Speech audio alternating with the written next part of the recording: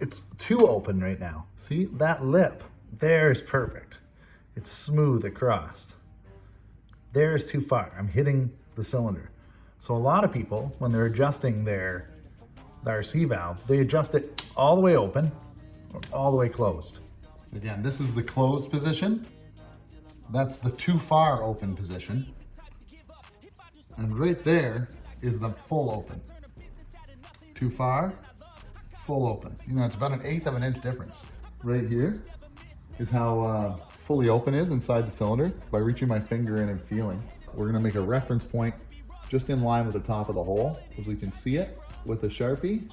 We're just gonna snug this up to hold our position. So now that's fully open. Now, fully closed. We're hitting the stop. You'll see, like when we switch them, you see there's play there. They don't need to be extremely tight. Done. So you can see that our power valve works fully closed or fully open, and they're in line still. So that's how you adjust the RC valve.